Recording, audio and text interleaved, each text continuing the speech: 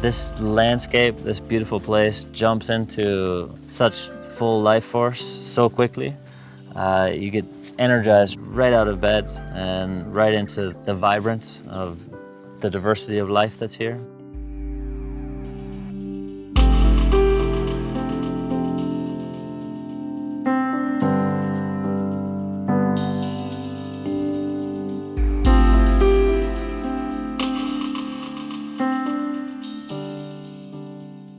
Here in Panama, the day we started, this was a cattle farm backed by forests.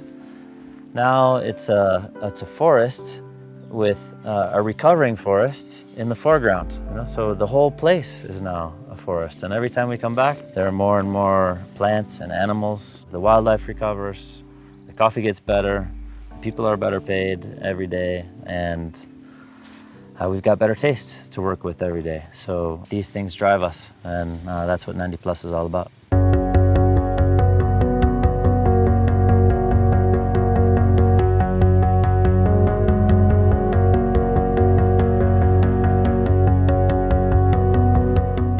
What an incredible place for a coffee farm.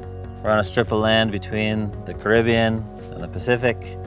You've got the weather generated from both sides, which create incredible diversity even day by day as the winds fight from either ocean.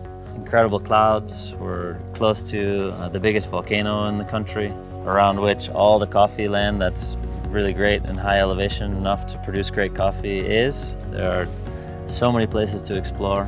We've got 2 small rivers and 1 big river on the property. The rivers are so pristine. The way the coffee integrates with forest and comes right up to a river bank. It's so gorgeous. Really, the enjoyment of this place goes far beyond the coffee, far beyond the ecological project. It's really just such a beautiful place.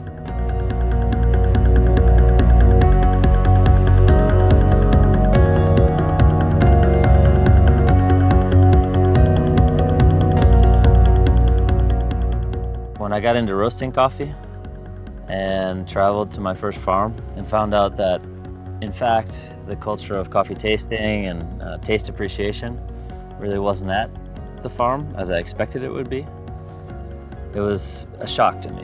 At the same time that it was shocking, it was the crack in my universe opening up and saying, go to the farm and make taste important.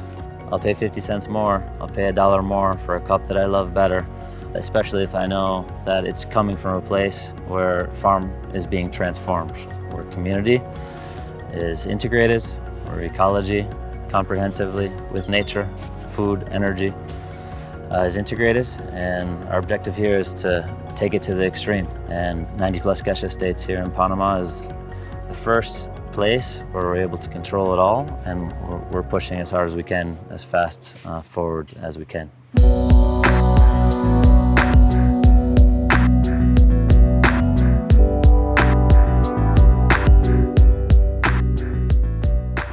One of the things that was unexpected when I got into coffee was how contagious love for what you do can be.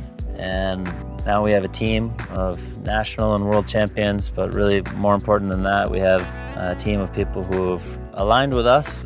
Now they come to our farms and work with us in the handling of the coffee. They get to explore the coffee ecology that we're driving forward, that we love so much.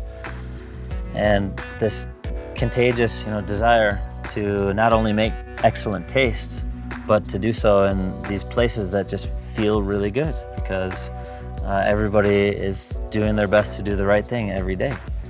And you feel nature responding, you feel people responding, the makers themselves get into that feel and contribute to that feel and really connect the story of farm transformation and an ecological approach to coffee. So to have them part of all of this has been a really magical aspect of our work to date, and I only feel that growing.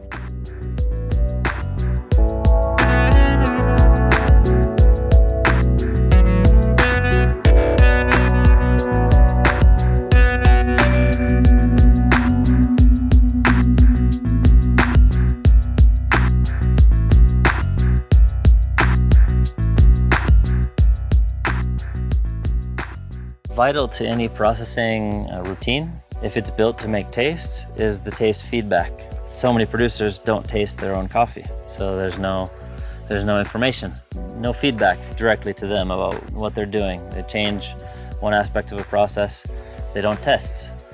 So to us, the data, the tasting data is vital to inform the processing data, and we do that through our own system of very specific, descriptor-focused, controlled environment coffee tasting. So we roast the coffees. Of course, the roasting has to be done with precision and skill. We've been able to train our team here, our ambitious local crew, to roast very well. We evaluate the color of the coffees through a ground color chart to make sure we're not responding to roast influences on the high or low side. And we evaluate the coffees based on their raw aromatic and flavor potential, and look at that flavor potential and look at that flavor data and compare it to how the coffee was processed, on which day, from which place, which style of fermentation, which style of drying.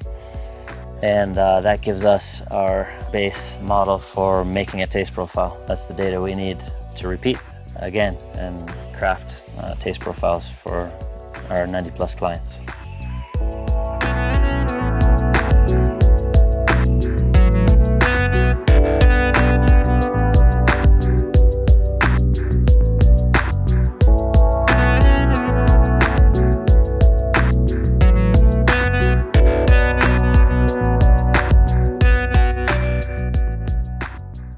90+ Coffee, if there's something that I've given to it, it's been that bottomless drive to find better taste, and to do so in the context of making coffee more ecologically, making it more like what I saw in Ethiopia, with a stewardship for taste, and actually taking that stewardship of taste and bringing revenue back to the farm that can reforest lands. Instead of the trend of deforestation that we see in the world that's all around us, everybody trying to use the land to the best utility for themselves.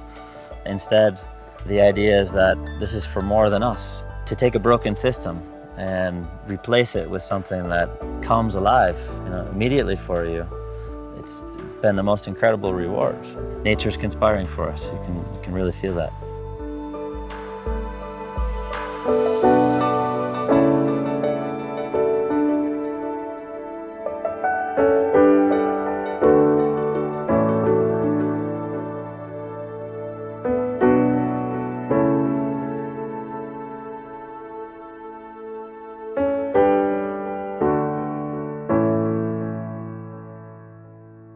I saw this big, beautiful farm here, and everything that I wanted to have happen in terms of coffee ecology that I saw in Ethiopia, the coffee in the understory and the perfect canopy.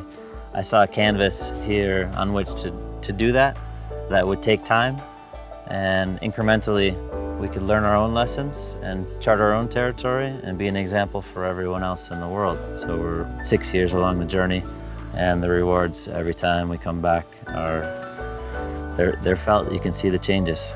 Even though it will take decades, it's decades of enjoyment and decades of measurable change that you can feel really on a daily basis in the people, in the land, in the coffee.